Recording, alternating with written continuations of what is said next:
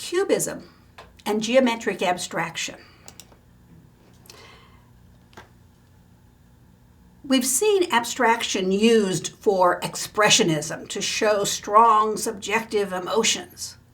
But some artists use abstraction without expressionism. They're not trying to be emotive. They're trying to be more cerebral or analytical.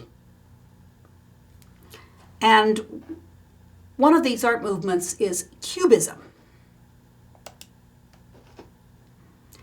Now, the artist who we're going to use as our example of Cubism is Pablo Picasso. He's a Spanish artist, but he spent most of his adult life in Spain.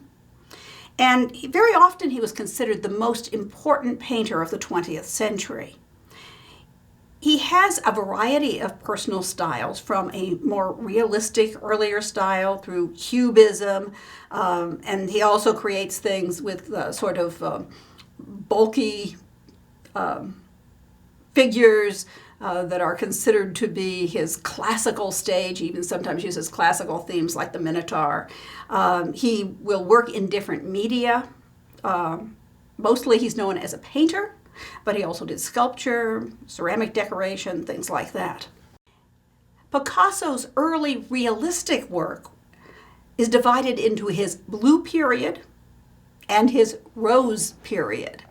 And the blue period essentially is when he's using a lot of blues. The themes are somewhat sad. Here's an example of the old guitarist.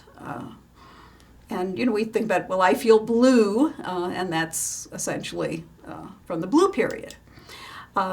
This is a family of circus performers. And then he starts using more warm hues in his work. So you can see here you have the rose on the little girl's dress, sort of red behind her, some orange. And this period is called his rose period. And he often uses circus themes, harlequin themes, and here you have a family of circus performers. And as you can see, the man on the left is in a harlequin costume.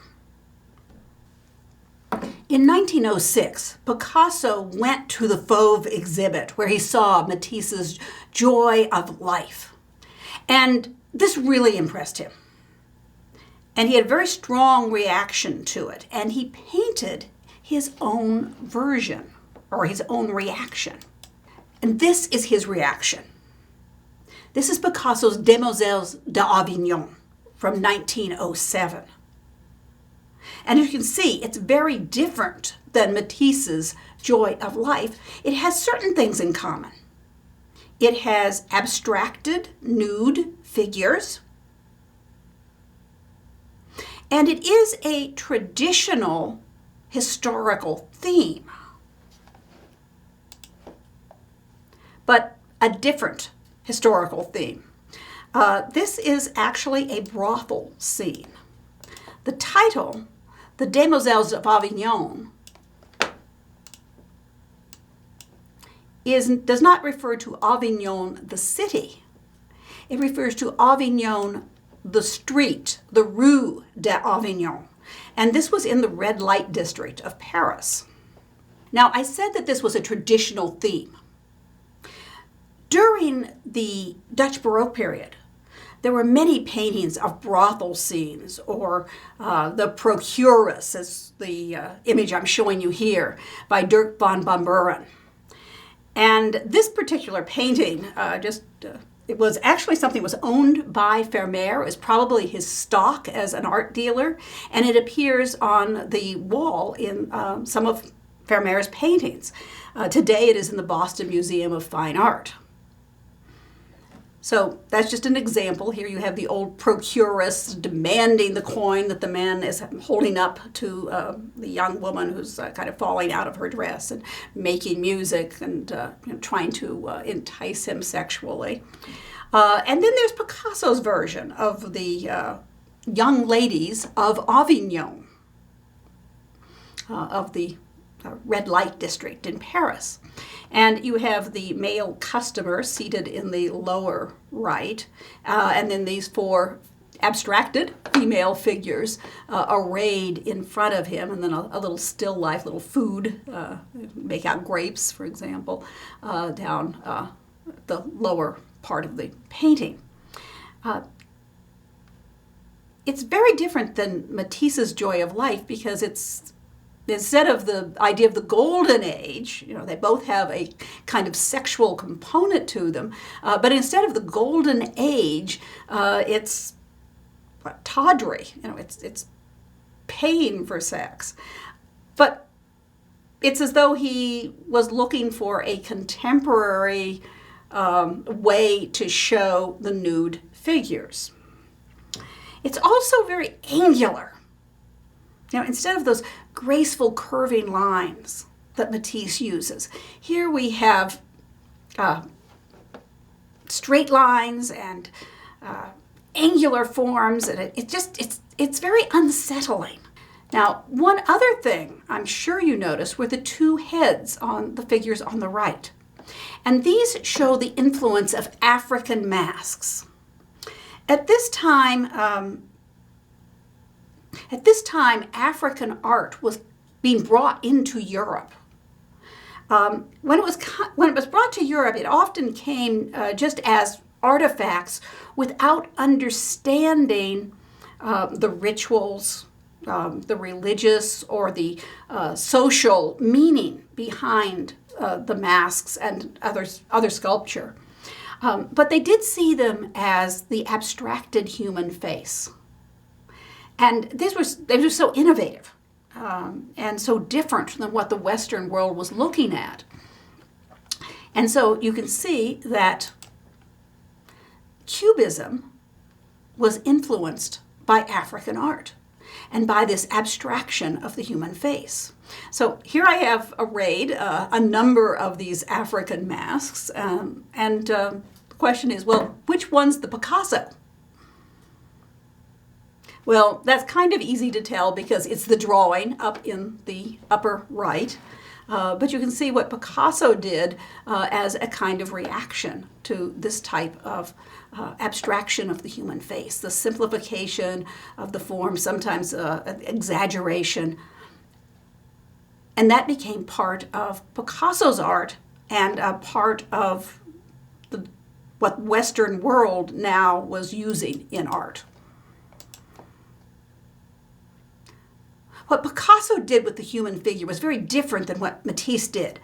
Instead of the graceful curving lines that suggests the joy of life, he has these angular forms. They are geometric shapes, sort of pointed shapes, fragmented, and it gives you a very unsettled feeling.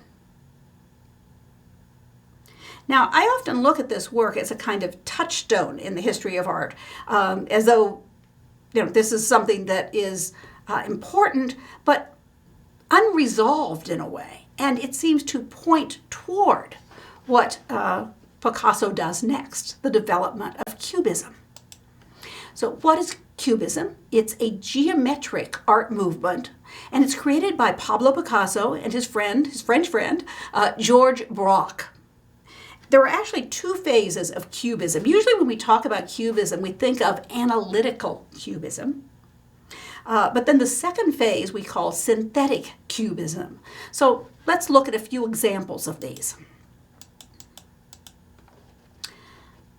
Analytical Cubism can be defined as art that analyzes the subject by breaking it down into its component planes and geometric shapes. If you think about analyzing something, analyzing an argument, you break it down into its component parts and look at, say, each step of the syllogism. If you want to analyze something chemically, you may have to break it into component parts and see what the different chemicals are. So essentially, that is what Picasso was trying to do. And here I think this shows sort of the development of Cubism. You have, all of these are by Picasso. You have a portrait of the art dealer Vollard, and as you can see, his body is completely disintegrated into these planes, geometric shapes, straight lines. The face it's almost as though it's starting to break up, and yet we can still recognize it. The central image here is a girl with a guitar. We can sort of make out this very angular face, right at where we expect a face to be. And then down at the bottom, there are some straight lines that may be the hands. In fact, I think about the Mona Lisa with her hands folded in just about that place. And then one of my students, here in the lower right, that you could see the parts of the guitar. And then we have the work that's in your text, Ma Jolie, my pretty one, essentially. And the title is written out in text on the work of art. But we're kind of hard-pressed to figure out where these planes come from. Here's some straight lines with some circles. Are those the frets from a guitar? Are they supposed to be fingers or elongated toes? Here's a curving shape. Is that the elbow? Is it a breast? Is it part of the guitar? It's sort of hard to tell. So here you see this picture of Ma Jolie, my pretty one, which is supposed to be a woman with a guitar who has been broken into planes and broken into geometric forms. Now, not everybody would agree with this, but I have read that some people think that this relates to Einstein's space-time continuum, because you can see in one flat canvas multiple views of the human being arranged in time and space. So kind of imagine it this way. If you had to look at a person holding a guitar, in this case, you want to see the parts of the body who are on the top of their head or their back, their sides, the bottom of their feet, their front, all at once. Well, how would you do it? Normally, you'd have to walk around them or make them turn and say, lift up your feet so I can see the bottom of your feet, or something like this. So that would take time and it occupies space. But by analyzing the figure, breaking it down into the geometric forms, you can see all of the planes that would be from different parts of the body in one flat canvas in one moment, as it were. Now, one of the things they did with analytical cubism is they got rid of color, essentially. They used relatively neutral hues and very subdued colors, basically browns and grays. And they felt that they were getting away from emotion by doing this. So this is a much more cerebral approach to abstraction. And here you can see some of the predecessors of Cubism, the influence of African art and the influence of Cézanne on Cubism. With African art, of course, you have the abstraction of the human form, simplification of parts, and often very geometric shapes. With Cézanne, you have this concept of a geometric construction and the idea of painting in planes. Now, I strongly suspect that Cézanne would have been very shocked with Cubism, the removal of color, taking away any relationship to nature.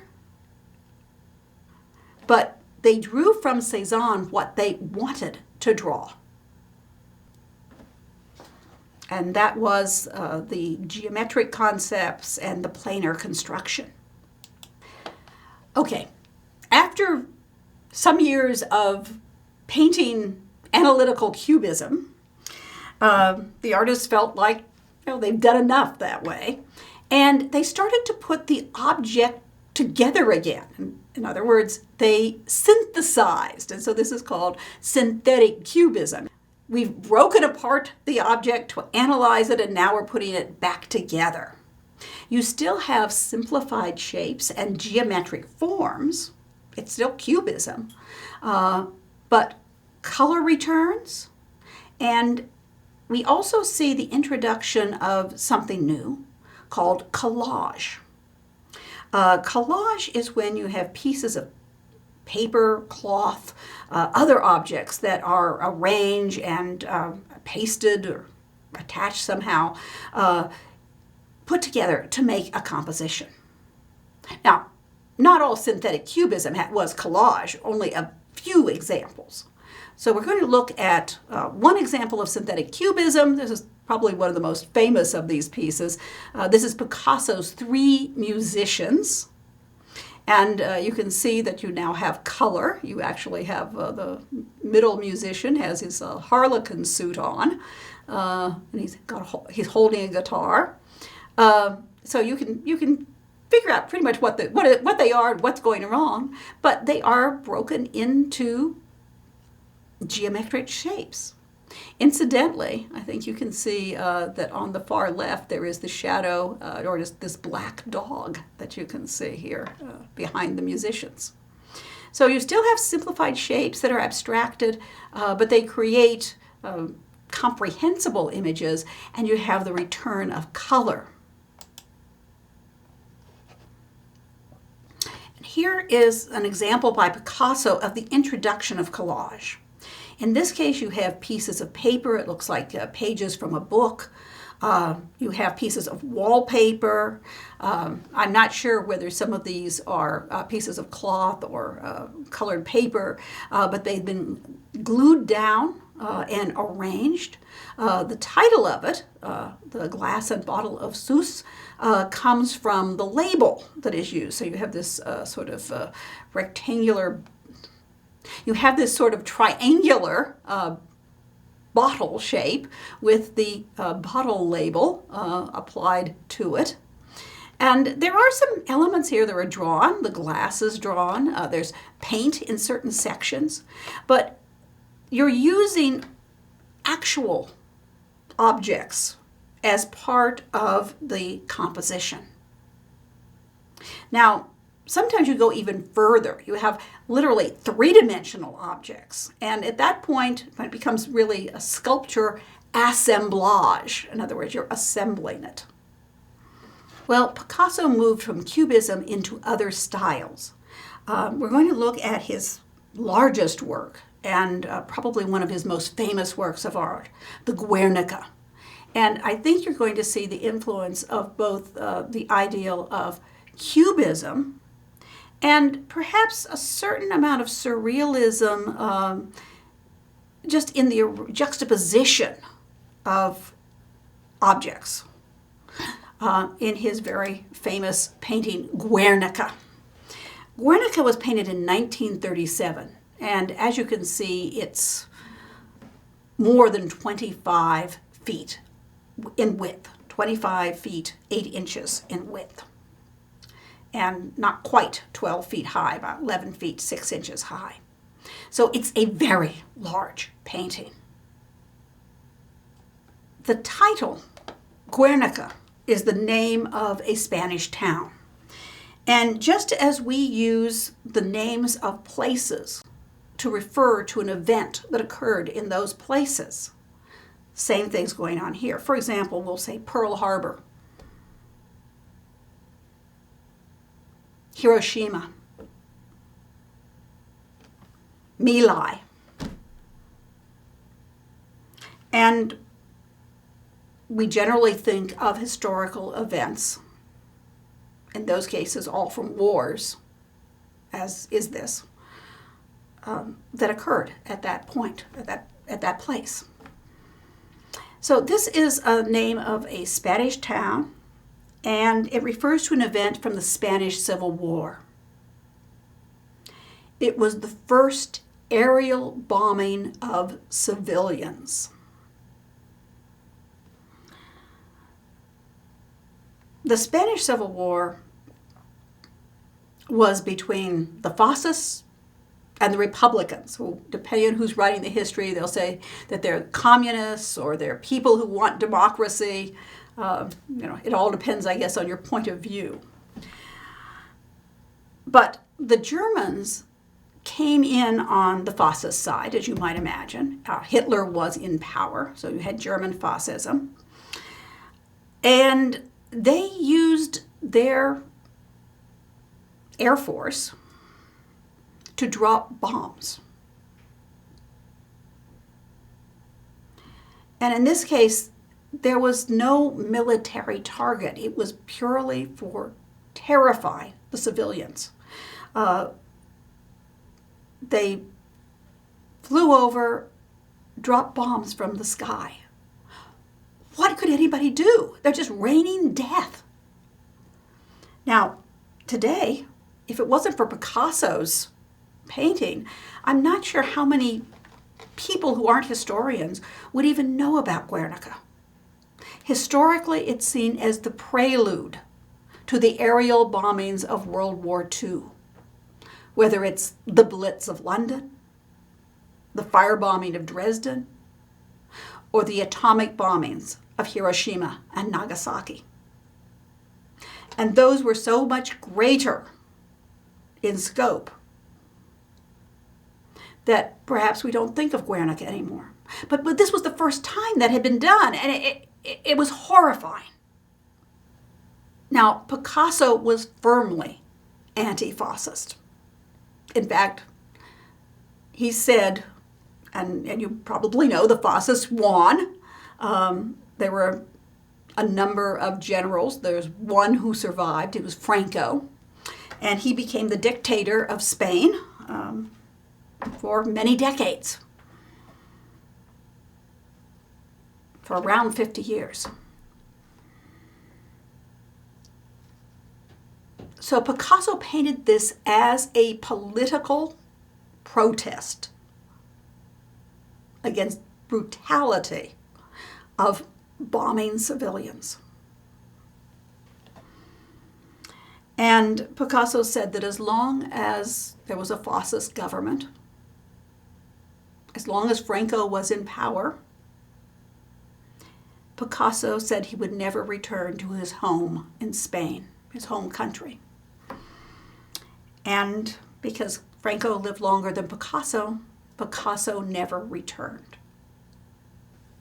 After the death of Franco and the restoration of democratic government to Spain, the United States decided to send this painting to Spain. Guernica was in the Museum of Modern Art in New York. But Picasso couldn't return to Spain, but his painting did. And now it is in a museum which is, up the hill from the Prado. Museum is the first floor of the museum. This is the main exhibit. There are a few other Picassos there. It is under bulletproof glass, not just glass at the front of the painting, but a kind of cage made out of bulletproof glass to protect the painting. Because there are people who disagree with this, who will attack the painting. So let's look at it. What has he done here? Well, the first thing you probably noticed was the color. You might have thought, well, maybe that's just a black and white reproduction, but it's not. The painting is in black and white and gray. And that makes it very stark. It reminds me of a newspaper. The idea of you're setting down the facts, you're setting down the typescript. If you look at the horse in the middle, it looks like there are horizontal stripes running across it. But what those really are little tiny vertical lines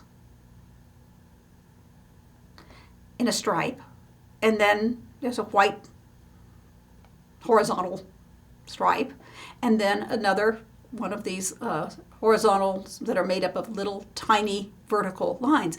And when I used to look at reproductions of this, I wondered, I said, that reminds me of script that reminds me of the lines in a newspaper as though it were text. And, I wonder if that's text. Well, I went and saw the picture, and it is not text. It's little vertical lines. And maybe that's supposed to represent the fur or the hair on the horse. But the way it's arranged does remind you of the newspaper reporting this event. Another thing you may notice about this is the way it's arranged. In the center, there seems to be this large implied triangular form.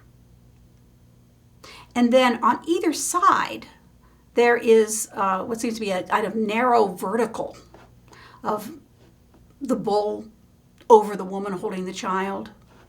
Or on the right, this man falling through the floor or falling through the steps. And although this is a large canvas, it reminds us of the way Renaissance painters composed a triptych with a large center and then two narrow wings or side panels. And of course, remember from the Renaissance often that they would compose with a triangular geometric format, a way of arranging multiple figures. So there are some things that really do remind us of the history of art in this, and we'll see more. What, of course, is very different is the idea that they've used these hard-edged geometric forms for emotional impact. Now, we said with Cubism, it was more cerebral, it was more analytical. But here he's using some of the vocabulary of abstraction without color and yet going for an emotional impact. And when you look at the way the forms are distorted, that even intensifies the feeling of suffering. The horse screaming, this triangular tongue pointed out, and it's been fragmented. It's like it's being torn apart by the bombs. Now, there's a lot of different interpretations about what each figure means. Some people believe that the horse represents Spain, screaming out as it is torn apart. Some people would say that the bull is Spain, but others would say that that is the Fascists, that it's representing brutality and power.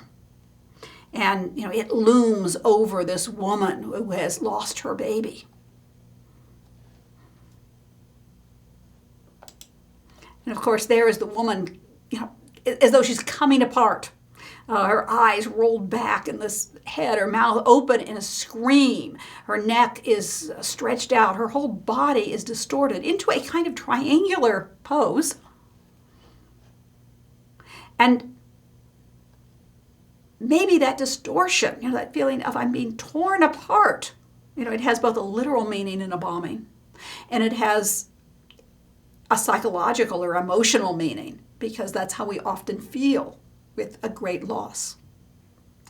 And there's also, of course, another reference to the history of art. We see the woman holding her dead child with the arm hanging down and the head hanging back.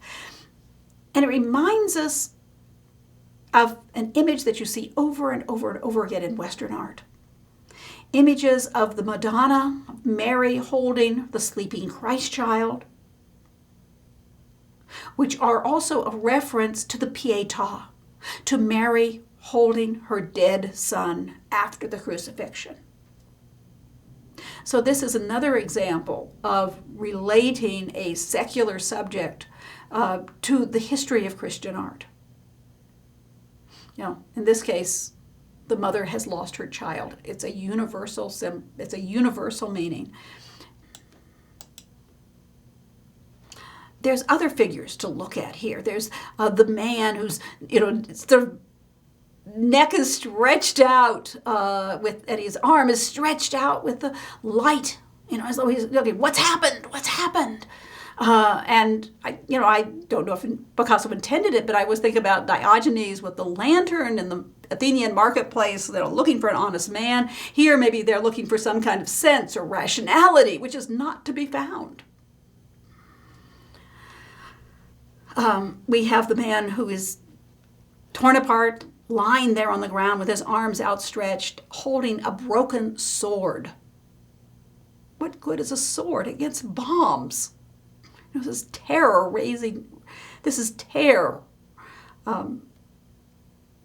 showering down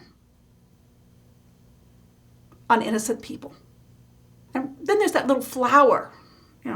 What is it? Is it a little bit of hope, of life in the midst of all this destruction? Or is it just futile? This little flower, beauty, nature, how can that stand up to the brutality of human beings? Well, we want to go back in time a little bit to start over with Dada. Dada is a kind of contradiction, a kind of paradox. It's been called an anti-art movement that rises up after World War I. Now, World War I was supposed to be the war to end all wars, and we see how that has worked out. It was also devastating to Europe. You lost almost a whole generation of young men. And it was horrifying. What I'm calling the old veracities, things that people believed to be true, were repudiated. For example,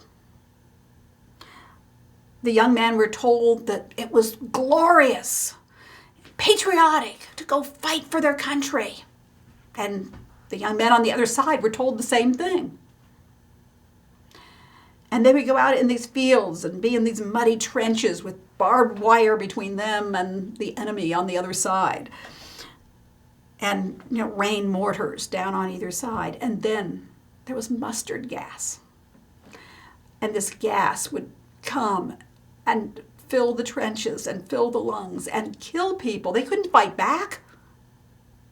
They would die of disease, of gas, of they weren't even fighting. And then, some of the generals, who were generally the upper class people, because in many parts, you think of England having a strong caste system, but many parts of Europe still did have different social classes, and the people who were in the front lines and dying were from the working class, and the aristocrats would command, and they would send these young men up against the next hill or the next trench. There was no hope.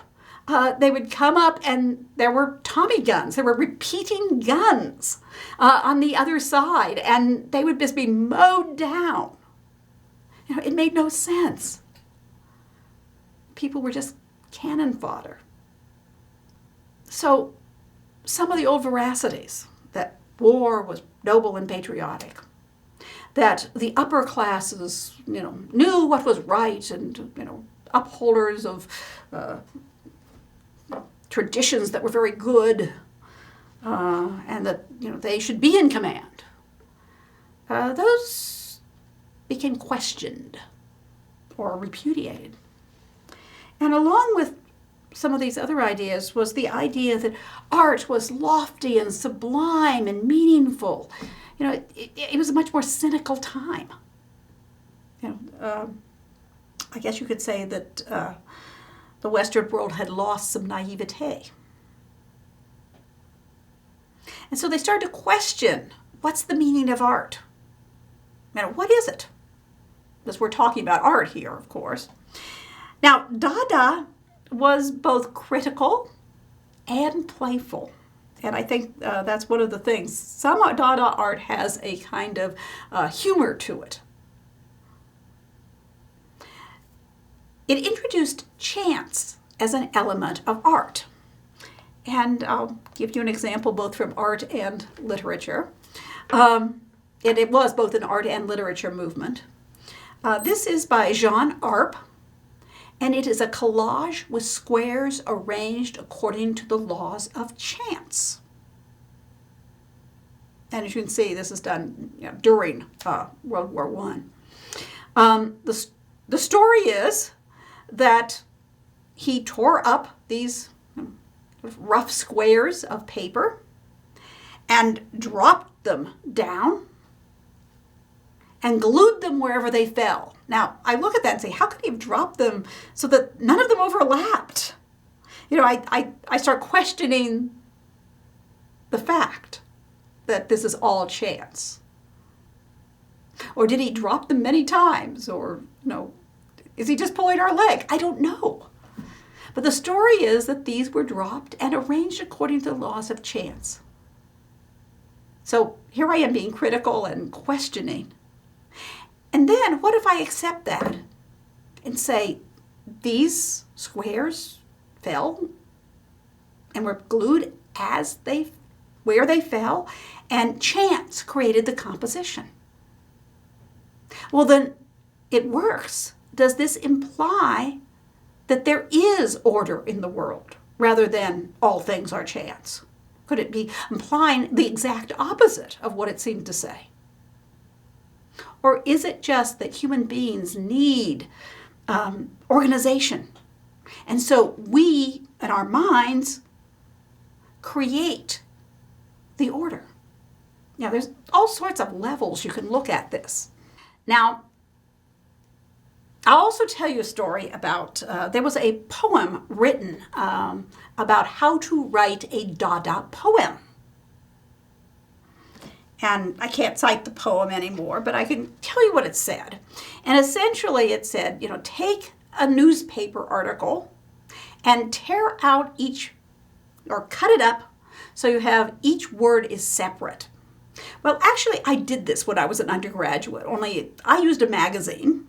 I think it was Time. And I cut out an article and I cut out every single word. And then, put it in a hat, or I put it in a paper bag, and shake well. And then draw out the words one by one and glue them down on paper. And what was really interesting, the first time I tried it, I actually got some really interesting juxtapositions of words. They almost did sound like a poem. It, not a poem with rhymes, but, as evocative statements. And then I tried it again, and I got of thee which that, which is nonsense, which is purely Dada, isn't it? So that's how you write a Dada poem. Okay. So where did they get the name Dada?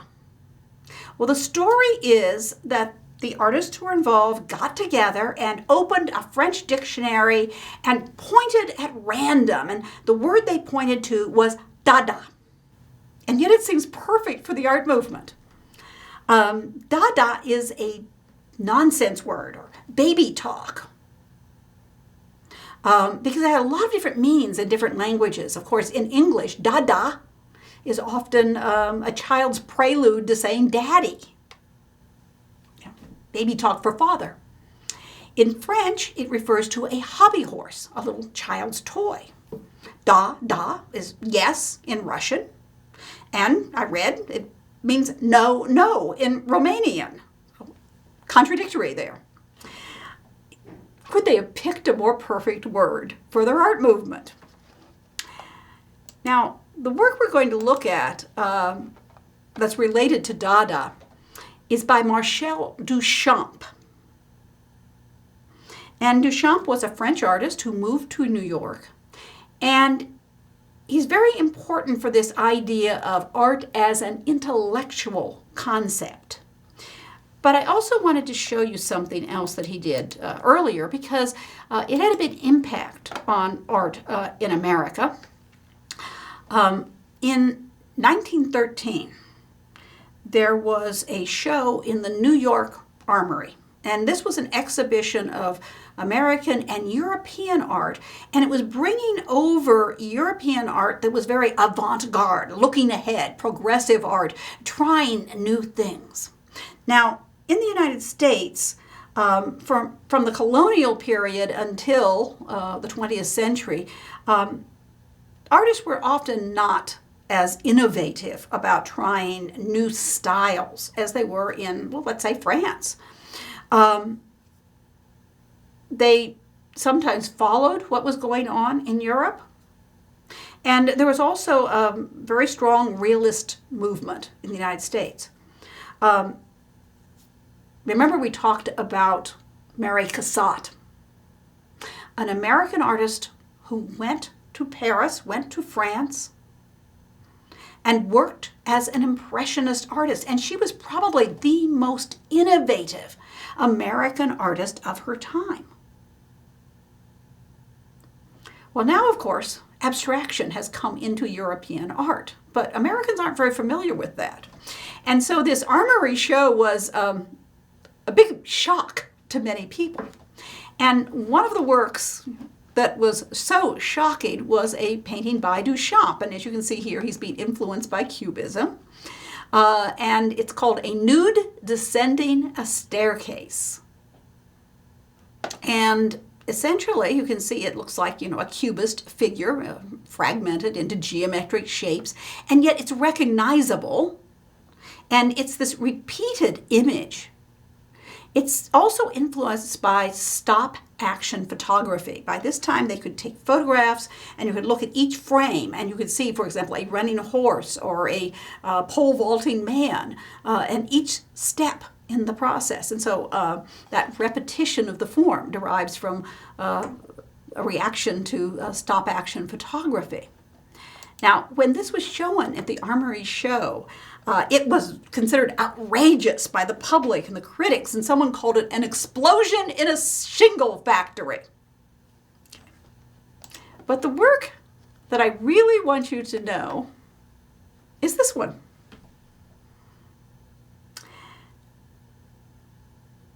Duchamp was part of a group of artists, of independent artists, and the artists got together and they said, we're going to put on a show. We're going to put on an exhibition. And we are not going to jury it. Any artist can put in anything they want. The idea was, we're not going to be like those, say the Salon of the 19th century that restricted innovative art. We're going to be open. And Duchamp thinks, yeah, let's see if you really mean it. And I suppose as a challenge, maybe a little bit of a joke, he got a urinal, whether from a junkyard or a plumbing supply, I don't know, but he got this urinal. He turned it on its side, put it on a pedestal, and painted this fake signature. It says R. Mutt. And then the date, 1917. And without using his name, he submitted it to the exhibition. They weren't going to put it in. It has become a really important work of art in the whole idea of what is art, what makes art art. Now, let's look at the photograph for a minute. The work of art no longer exists, although I think they've made replicas of it. But this is the very famous Stieglitz photograph of it. And you can see it's photographed on a pedestal in front of an abstract painting. And I once was at a conference in the 1980s, and at this particular conference, usually when you go to an art history conference, an art history conference, they have parallel sessions, and you'd have, say, one on medieval art, and or some particular theme, and then the scholars would read their original papers. And a lot of times you might have, say, medieval art and modern art sessions going on at the same time, because the idea was that specialists in one area might be less interested in what was going on in the other area. And you could put more papers in the same amount of time. Well, this particular one that I went to, they only had one session for art history. And so I was giving actually the earliest, the first paper, and they had several people who were giving Duchamp papers. And one of the things I remember from them was the person pointed out that as soon as you took this urinal out of the context of plumbing or elimination, and you just looked at it as a shape, you could see, or we could say we could imagine, you could see relationships to other shapes that had other meanings. And he said, it looks like a seated Buddha, or the Madonna wearing a veil. Now, that's not in the piece of plumbing. That's in the way our mind is reacting to it. That, when it's set up on a pedestal and somebody says, this is art, we look to it for greater meaning. And we're reminded of other, visual images of other examples of art. So we've got something here that's really asking the question, what makes art art? And Duchamp's answer, and we'll see several of these, is art is what the artist says it is. And that opens the whole concept of what is art. Now, after Duchamp did this, and it started being, a really interesting work, he also made a few more of what he called his ready-mades. In other words, they're objects that already exist, and he's repurposing them as art. You see here the fountain, a bicycle wheel coming out of a stool. Now that one he's had to do a little arranging. But some of them were just ready-made. You just put a signature on the bottom.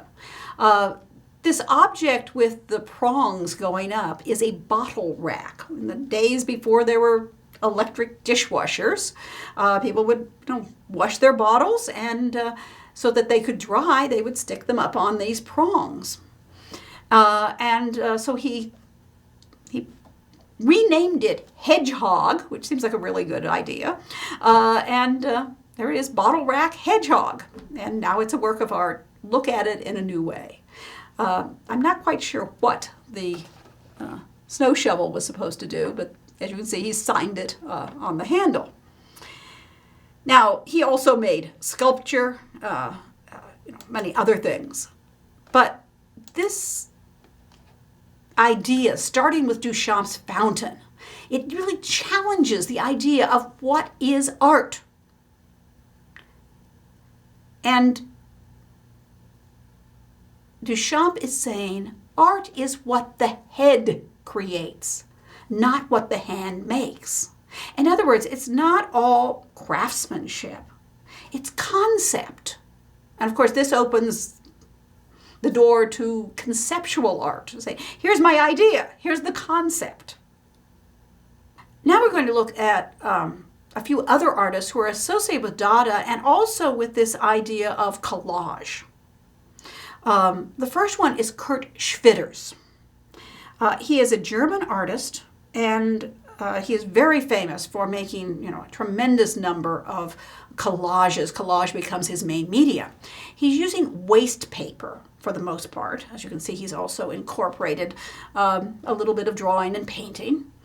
And he calls these his Märzbild. Now, the word Bild in German means image. It's often used for sculpture. Remember, we talked about Vesperbild, the image to look at Vespers, often a pietà, sometimes some other subjects.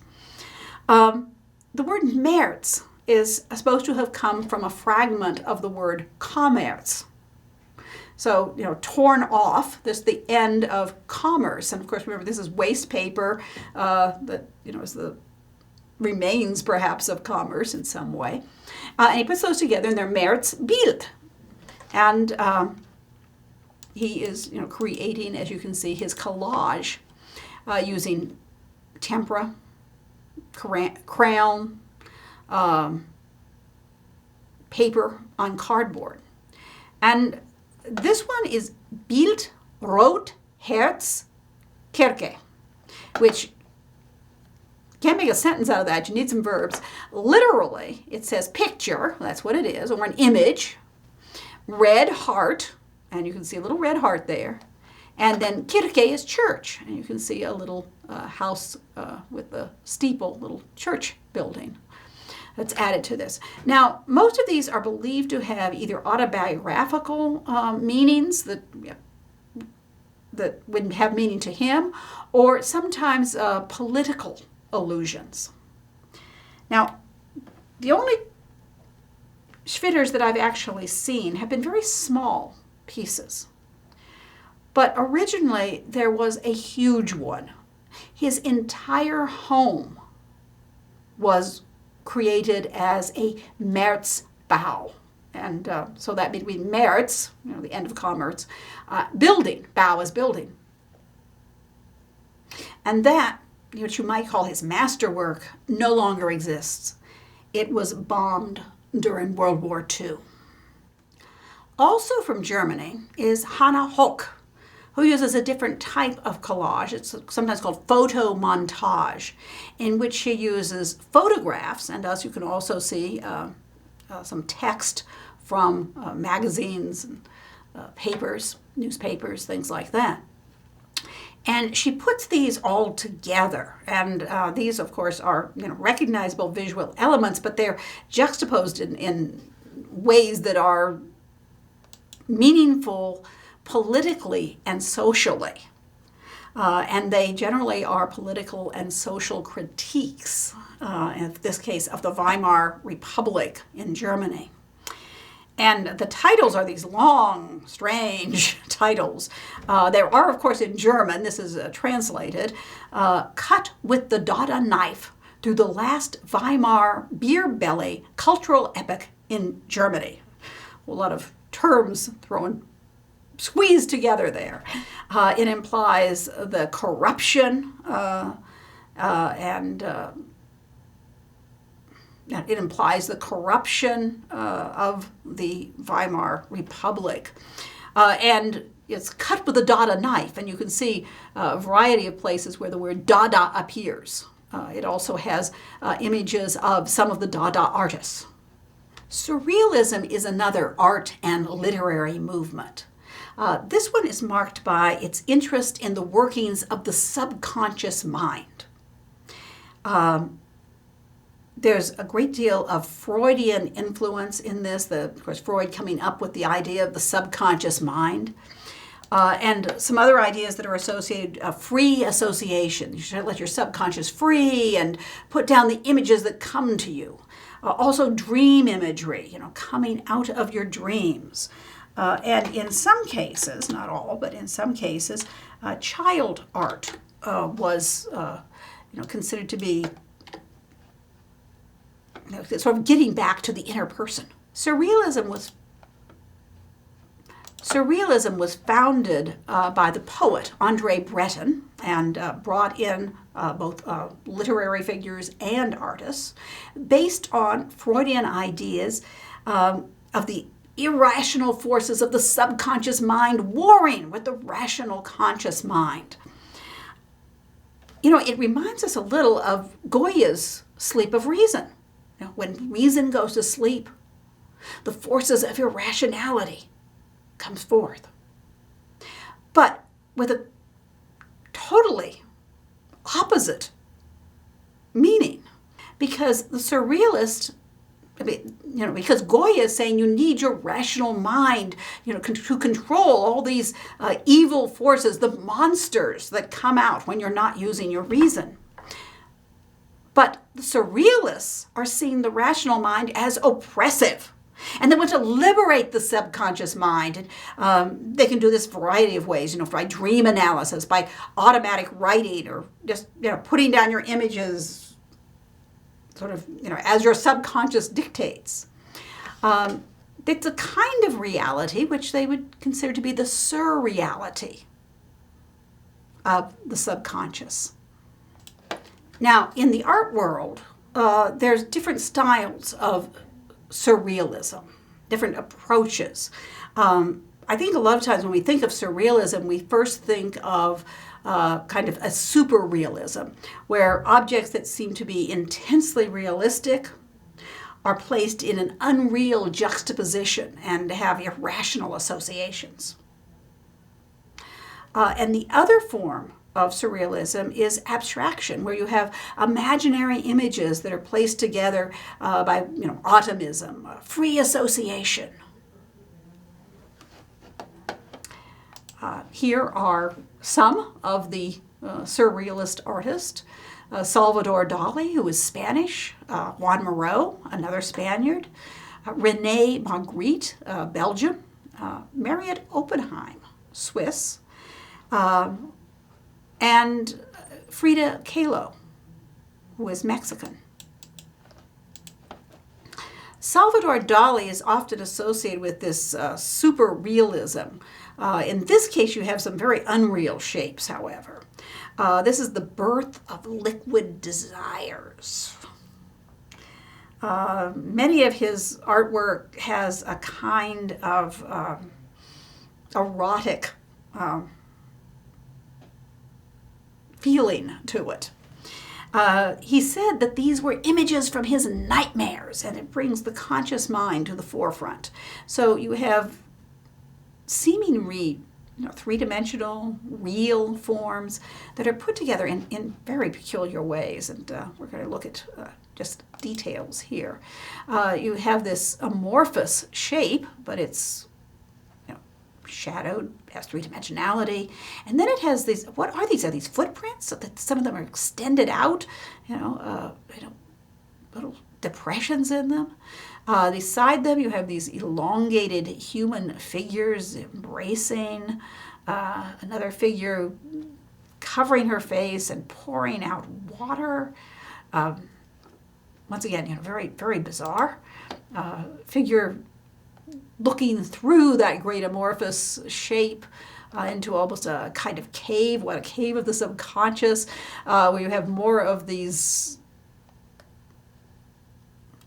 what are they, rocks, footprints? Hard to tell. And then something that seems to be very, very realistic, which is it a window, or is it something like a dresser? It has a drawer. It has pieces of cloth, and yet coming from it is a waterfall. I mean, this doesn't make any sense at all, presumably in his nightmares. Sort of the opposite stylistically, where you have abstraction, is Juan Miró, another Spaniard. And he's using these usually imaginary images. Sometimes they do come out of nature. For example, he has one that's a dog barking at the moon. But in this case, this is a composition, not giving you a subject, where you have the free association, a kind of spontaneous feeling of these amorphous, curving forms. Some of them seem quite playful. And there seems to be perhaps the influence of child art, the idea that the children are closer to your subconscious. The shapes, these organic shapes, are sometimes called biomorphic, in other words, living shapes, organic curving forms, and they do suggest movement, almost as though they're floating around on the surface.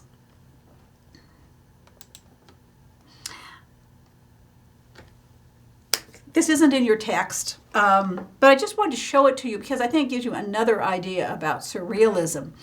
Magritte, the Belgian surrealist, actually has a kind of sense of humor about this. And when you look at his works, there's always this little twist. There is some humor, there's a sense of absurdity, and it almost seems to be a new way to look at the world. And he does this use of very realistic images that he juxtaposes in surprising ways. This work is in the Minneapolis Museum of Art. It's called the Promenade of Euclid. And when I was there, where it was placed, it was at the end of a kind of a mezzanine. And so you had this long corridor open on one side with paintings on the other side. And I admit, of course, first I have to go and look at the Renaissance art and the medieval art. And then there was still some time. So I went up and I was sort of drawn to this painting. I go, what's that? And when I got there, I'm looking at this, what's going on? And then suddenly I realized that this is a painting of an easel in front of a window. And so you're looking out over the city, but the painting, which reproduces the city, is in the exact spot and size of the city. So, what is real, what is painted. And you can tell that just because of the edge of the canvas is shown on the left. And then, of course, there are these two conic, shapes, or triangular shapes if you're thinking of them flat. One of them seems to be the roof, the turret of a crenellated cylindrical castle tower. And it's shaded, traditionally, it was dark and medium and light to make it appear convex. But then right next to it is an almost identical triangular shape, and it has a shadow on the other side. And how are we supposed to interpret this? Is this convex, or is it concave, or is it supposed to be flat with the shadow coming because the buildings are putting a shadow from that side? So, you kind of have to figure it out, and you have this realization. Of course, you've got a flat surface that looks three-dimensional, and yet the shading is what creates the idea of three-dimensionality, of convexity or concavity. And, of course, it refers to Euclidean geometry in the title. There are a few women who are associated with the Surrealists, but they sometimes did not take women as seriously as they took men.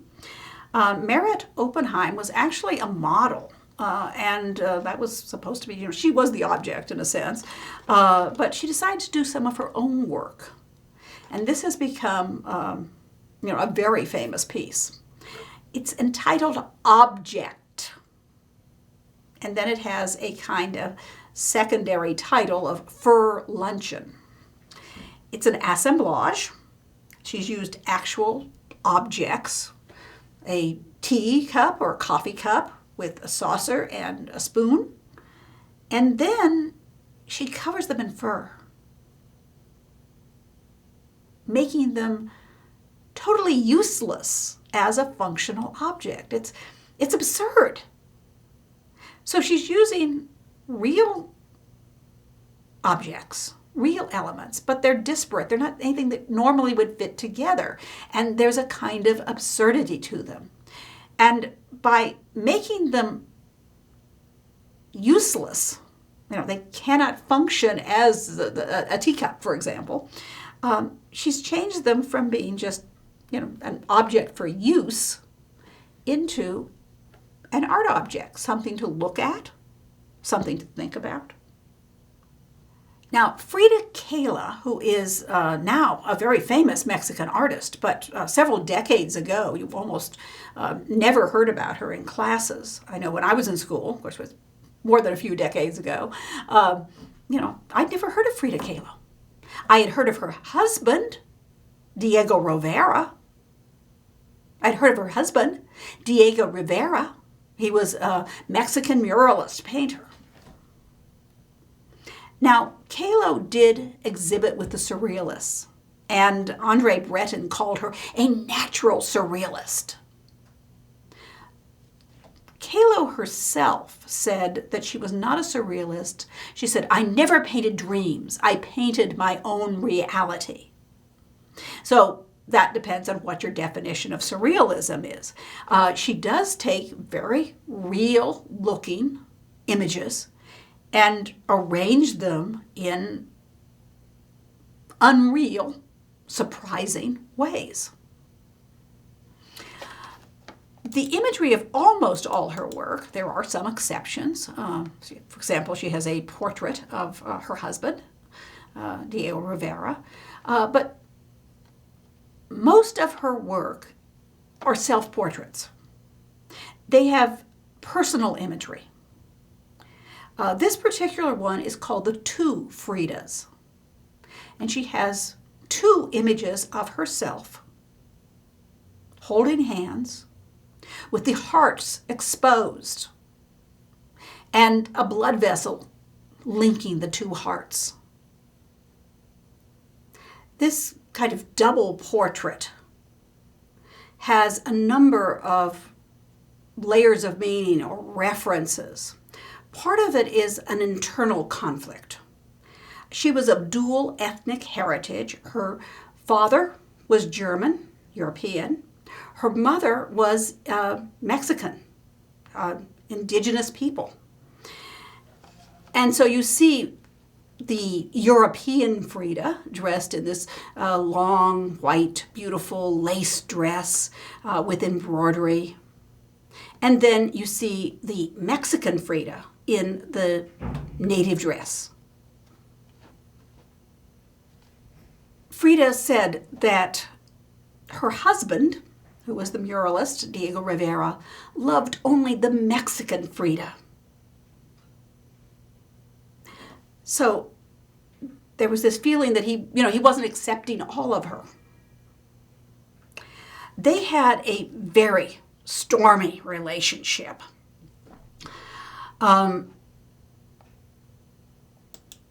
They had affairs with other people. At the time this was painted, she was going through a divorce. And then later, they remarried. It's like they couldn't live with each other. They couldn't live without each other. As I said, it was a very stormy relationship. As you can see, they're linked by the blood vessels to the two different hearts. And there's another blood vessel that comes down and ends over the skirt of the European Frida. And she's holding a hemostat to try to keep the blood from dripping, but the blood has dripped onto her white dress. At first blush, it resembles the shape of the embroidery, but then you realize that this is the blood dripping. It's her heart's blood dripping onto her skirt. That has several references. One, when she was, I think, in her early 20s, late teens, when she was young, she was engaged to somebody else whom she never married, but she was on a bus with her fiance, and there was a horrible bus accident. Literally, metal went through her body. She was impaled. And many people were killed and hurt, and the doctors were doing triage. They looked at her injuries and they said she can't live. They left her to die, went off to treat people that they thought they had a better chance of saving. But her fiance refused to let her die. He went to the physicians. He insisted that she be treated. And that's the only reason she survived. Throughout her life, she had continual pain. She had internal injuries. She was never able to have children. And she sometimes went through many, many surgeries. She had to wear braces. As I said, she was in constant pain. One of her later portraits shows her in a wheelchair. And I think her last exhibit, she literally had to be carried in on a litter and laid on a bed to attend her exhibit. So this was lifelong pain, physical pain that she was left with. We also have the pain, the bleeding of the heart's blood in relationship to her husband, Diego Rivera. As I said, they had this stormy relationship. She had affairs with other men. He had affairs with other women. They broke up. They're going through a divorce at this time. Later on, they get remarried. And in the Mexican Frida's hand, you see this tiny little oval. Unfortunately, I don't have a detail to show you. But it is a portrait, a miniature portrait of Rivera, her husband. which she's holding. And this, as we said, was painted during the divorce.